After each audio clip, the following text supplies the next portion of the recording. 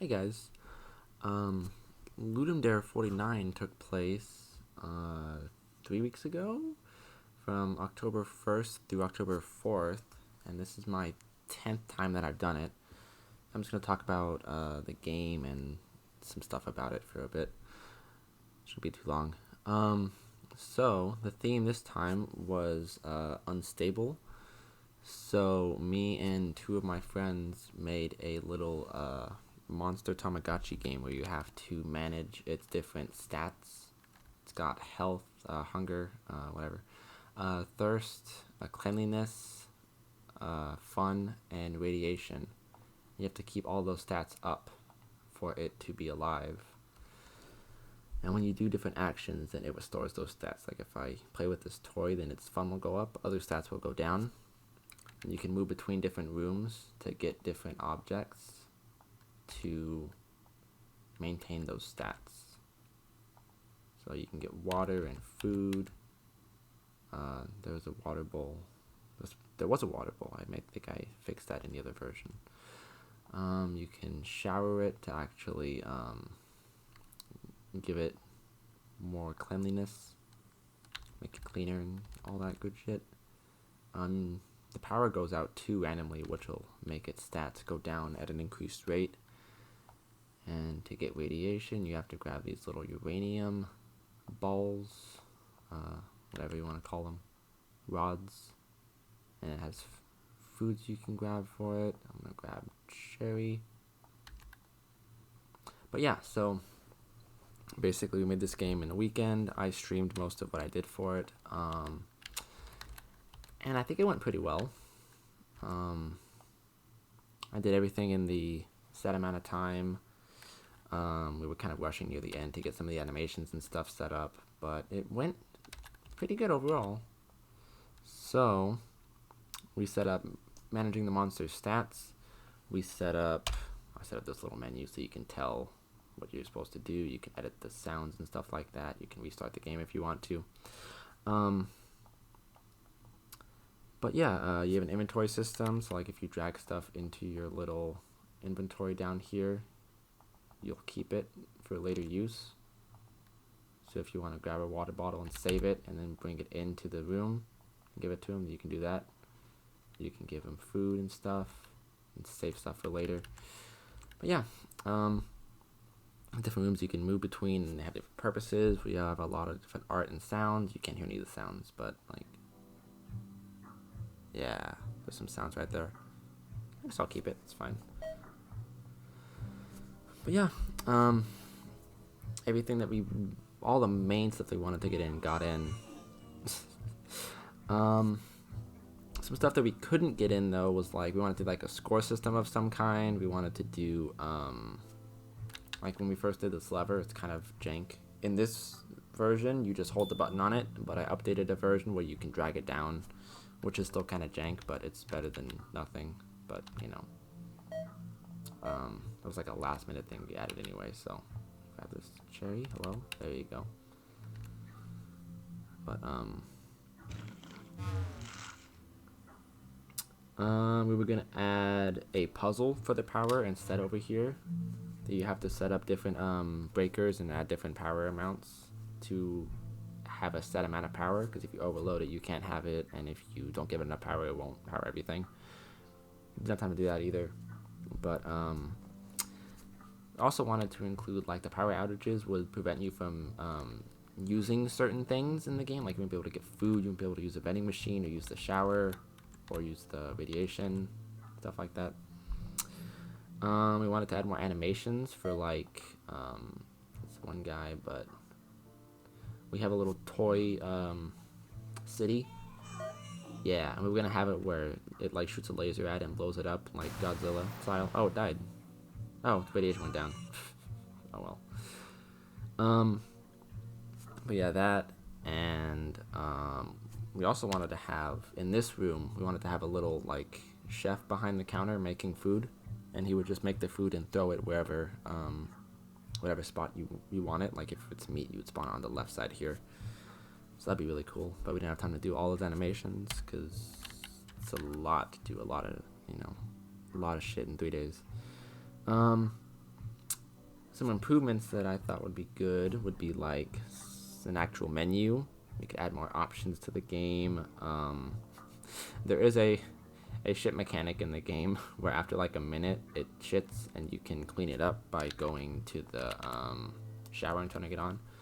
But we wanted to have it where there's like an incinerator or something, and with the incinerator you'd be able to get rid of certain items. You could pick up the shit and throw it away and all that stuff and clean up in the room. We wanted to add some 2D lighting too. Instead of 2D lighting, we just have like a semi-transparent image overlay the screen when the power goes out, so you can kind of tell that it's out, but like not really too much going on there.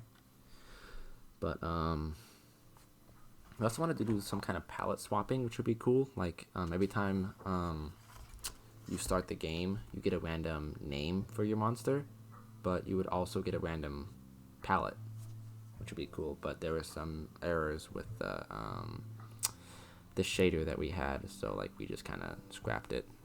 Like I guess the art program had different shades of a color, so it wouldn't grab all of the shades.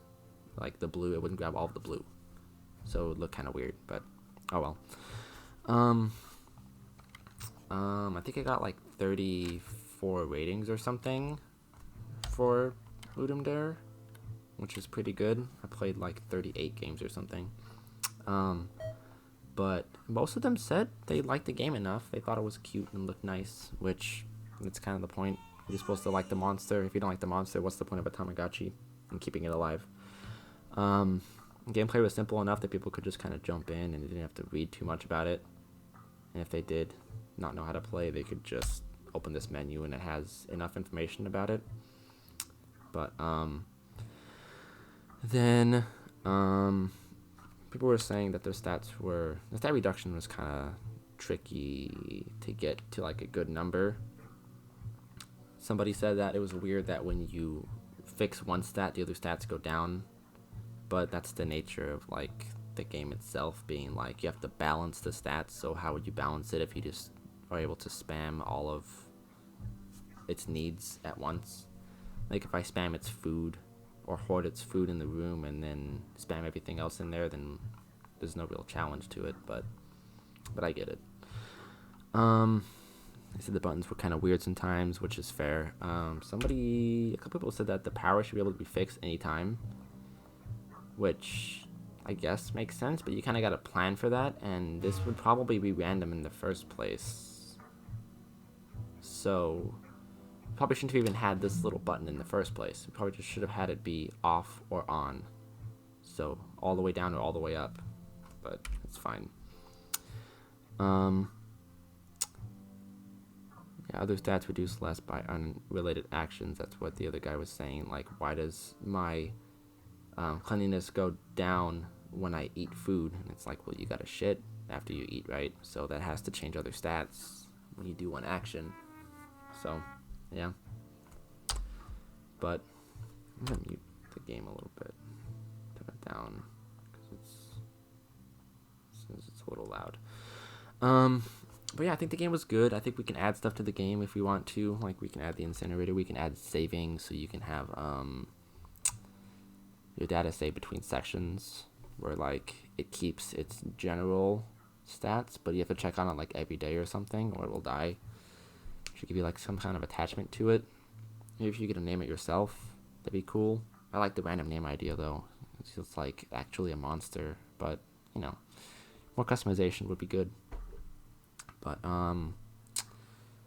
yeah, we might add some stuff to this soon if we have time. You know, busy schedules and all that, and always working on like 8 different projects, but still. So, but yeah, good game. It took longer than my last Ludum Dare game, but it's more well-rounded and complete in a lot of ways. Coffin Drop was more of like a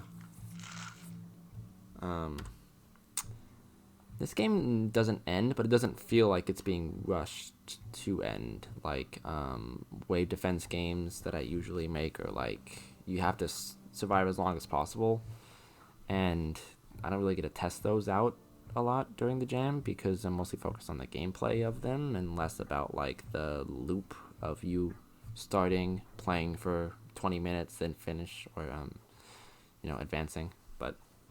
Um but yeah, I think this one's more well-rounded because you can just kind of do whatever you want in it. There's no real rush. The playtime is whatever you make of it. But yeah, I'm pretty happy with this game compared to,